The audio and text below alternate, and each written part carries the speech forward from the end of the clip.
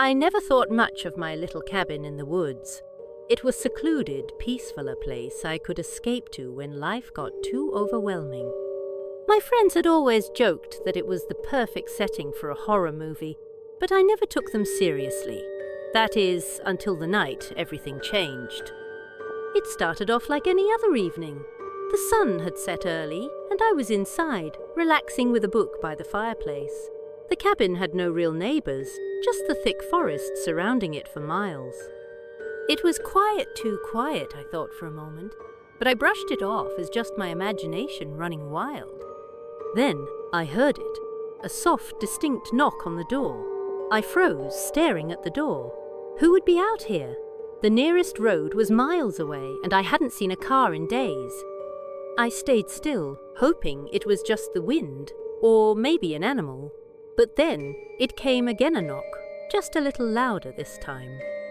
I walked to the door slowly, my heart pounding. I looked through the peephole, but there was nothing, not a soul in sight. I opened the door cautiously, just enough to peek out. The cold air hit me, but the driveway was empty. No footprints in the fresh snow. I couldn't explain it, but something about that silence made my skin crawl. I stepped outside and looked around, but there was no one in sight, just the dark trees swaying in the wind. Maybe it was an animal, I thought. But as I turned to head back inside, I froze. There, in the snow leading up to my front door, were footprints, fresh ones, and they weren't animal tracks. These prints were human, barefoot. I backed up into the cabin, locking the door behind me. I felt like I was being watched, the hairs on the back of my neck standing on end. But I didn't know what to do.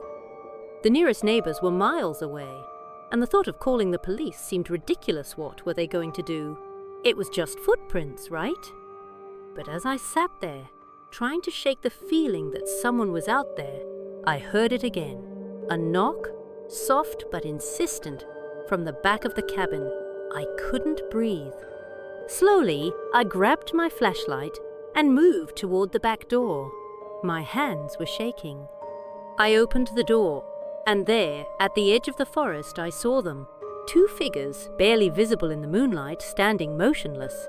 They didn't move, didn't make a sound. Just watched. I couldn't explain it. I couldn't even move. Then, one of them took a step toward me, and that was enough to make me snap into action. I slammed the door shut and bolted every lock. My heart was racing. I knew they were still out there. I didn't know what they wanted, but I knew I had to get out of there. The next morning, I found the prints again. They circled the cabin all the way around, as if they had been there all night. I packed up immediately and left. But even now, when I'm far away from that place, I can still feel their eyes on me.